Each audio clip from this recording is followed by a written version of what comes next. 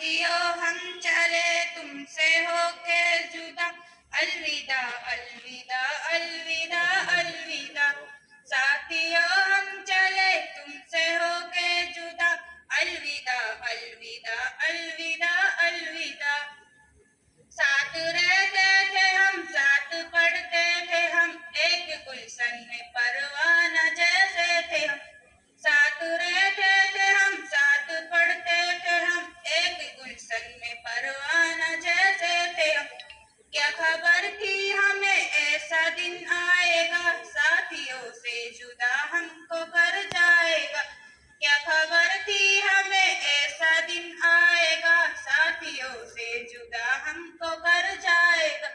अब हमारा तुम्हारा है हाफिज खुदा, अलविदा अलविदा अलविदा अलविदा। रोक सकते नहीं तुमको मजबूर है, हम जुदाई के गम से बदस्तूर है। रोक सकते नहीं तुमको मजबूर है, हम जुदाई के गम से बदस्तूर है। तुमसे रूठे रहे और मनाते रहे, साथ अब तक तुम्हारा निभाते रहे। तुमसे रूठे रहे और मनाते रहे, साथ अब तक तुम्हारा निभाते रहे। साथियों हम चले तुमसे होके जुदा, अलविदा अलविदा अलविदा अलविदा। साथियों हम चले तुमसे होके जुदा, अलविदा अलविदा अलविदा अलविदा।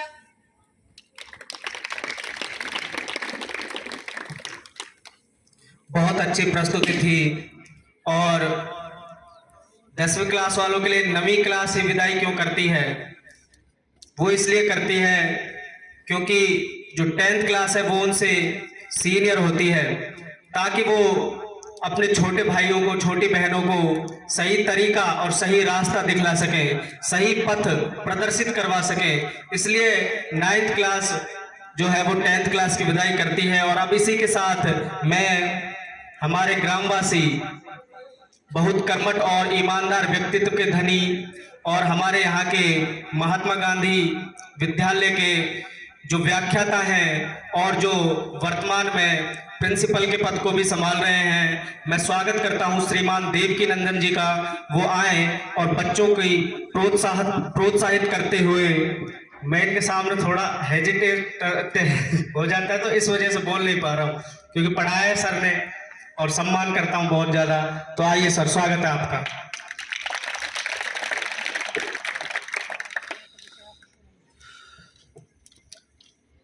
परम सम्मानीय मंच, आज के इस कार्यक्रम में उपस्थित ग्राम पंचायत कैथवाड़ा से श्रीमान नौमान खान जी सरपंच, घनश्याम जी माहेश्वरी और अन्य गणमान्य नागरिक, जामिया पब्लिक स्कूल के समस्त स्टाफगण और मेरे होनहार विद्यार्थियों, यद्यपि इस कार्यक्रम में ऐसा कोई विशेष वक्तव्य मेरे पास नहीं है जिससे मैं आपसे रूबरू हो सकूं, बहुत कुछ आपको यहाँ अध्यापकों ने और नौमान खान जी ने बताया। मैं शुक्रगुजार हूं नौमान खान जी का, जिन्होंने अभी मंच के माध्यम से एक बात कही थी कि हमारे पूर्वजों ने किस तरह से दीन तालीम, एक धार्मिक शिक्षा के रूप में 12 गांवों को उजागर किया था। एक वो मिसाल कायम की है जिससे अपनी पहचान उस शिक्षा के माध्यम से उन्होंने बनाई, और उन्हीं कदमों को साकार करते हुए भाई अरशद खान जी इस विद्यालय के रूप में उनको दीन तालीम और जो शिक्षा है राजस्थान बोर्ड द्वारा निर्धारित पाठ्यक्रम है उसको वो दिला रहे हैं।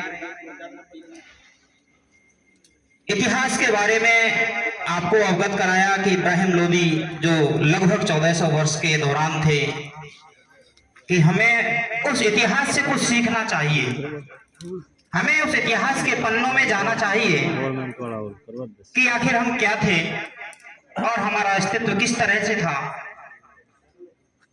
निश्चित रूप से किसी को भी हम पढ़ते हैं तो उसके इतिहास की ओर हमें अग्रसर होना पड़ता है, तब हम उसकी वस्तु स्थिति का पूर्णतः अवलोकन कर पाते हैं। आज का जो ये कार्यक्रम नन्हे मुन्ने विद्यार्थियों द्वारा यहाँ आयोजित किया है और स्टाफ द्वारा जो यहाँ की व्यवस्थाएं वास्तव में ही प्रशंसनीय है। मैं अपने इन नन्हे मुन्ने विद्यार्थियों से अनुरोध करूंगा जो कक्षा 10 में इस बार बोर्ड परीक्षा में प्रविष्ट होंगे, ये विदाई की वेला, इस वेला पर आपको विभिन्न प्रकार के व्याख्यान यहाँ प्रस्तुत किए गए। अब हमारी घड़ी जिन अध्यापकों ने हमें बहुत तल्लीनता के साथ हमें ज्ञान प्रदान किया है, उस ज्ञान को बाहर निकालने की बारी है। वो उस कलम की ताकत हम अब देखना चाहेंगे जो 16 मार्च से आपकी बोर्ड परीक्षाएं आयोजित हो रही हैं। कहते हैं कि योद्धा जब युद्ध क्षेत्र में जाता है तो वह अपने अस्त्र शस्त्रों से सुसज्जित होकर के जाता है, और हम विद्यार्थी के लिए हमारा जो अस्त्र शस्त्र है वो है हमारी कलम, वो है हमारी पेन।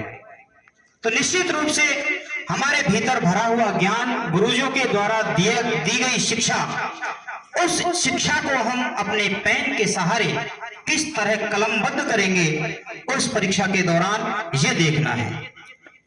हम ये चाहेंगे कि निश्चित रूप से आप सफलताएं अर्जित करें, ऊंचाइयों के नए आयाम को छुएं। बोर्ड परीक्षा के दौरान जब भी आप जिस परीक्षा केंद्र पर आपकी परीक्षा होनी है, उस दिवस आप आधा घंटे पहले वहां पहुंचेंगे। वहां पहुंच करके अपनी सीट को देखेंगे कि किस कमरे में मेरी बैठने की व्यवस्था होगी। वहां स्टाफ बंधु लगे होंगे।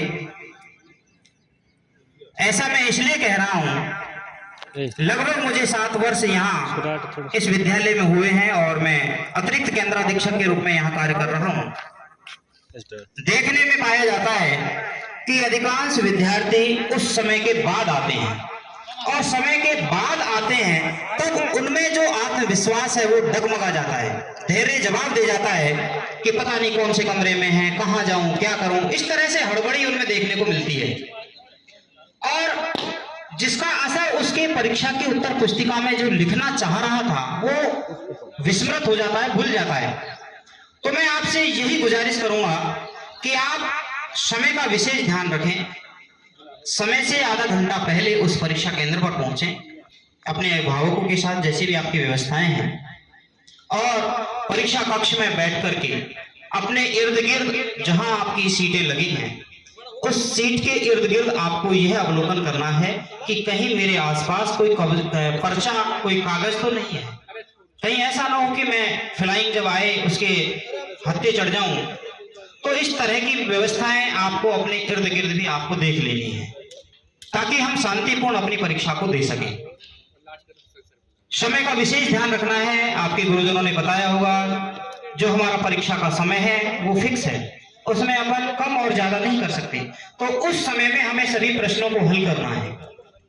समय का प्रबंधन करते हुए अपने प्रश्न पत्र को हल करना है, और ऐसा भी नहीं हो कि आपने समय का प्रबंधन ऐसा किया हो कि आपने 3 या 4 प्रश्न आपसे उस समय के दौरान छूट गए हों, और आप जब कक्ष से बाहर निकले तो अपने आप पर पछतावा कर रहे हों कि ये प्रश्न तो मुझे बहुत अच्छे आते थे परंतु टाइम नहीं मिला।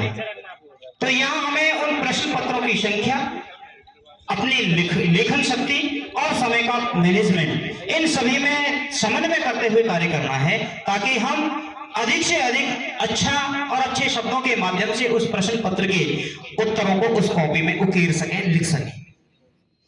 इस बात का विशेष ध्यान रखेंगे। निश्चित रूप से आपने जो ज्ञान अर्जन किया है, जो शिक्षा तालीम यहाँ अर्जित की है, अभी फरीद जी ने बताया था, मनीष जी ने बताया था कि हमारे यहाँ बहुत ही अनुभवी शिक्षक कार्यरत हैं, हसन जी हैं, साहुन जी हैं।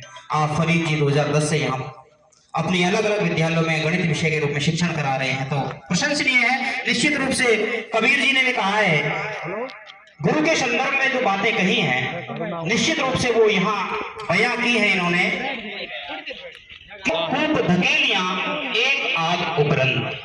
देखिए, मैं आपको इस बारे में बता दूं कि बिल्डिंग, ये भवन, ये संसाधन कोई मायने नहीं रखते। मायने रखता है शिक्षक की प्रतिभा, शिक्षक की वो क्षमताएं, शिक्षक के वो अनुभव और शिक्षक की उस विषय पर पकड़ कितनी है, उसमें दक्षता कितनी है, उसमें कितना वो विद्यार्थियों को उस शिक्षा के रूप में कितना ज्ञान उड़ेल रहा है, वो हमारा आउटपुट जो दिखेगा वो विद्यार्थी हमें बताएंगे।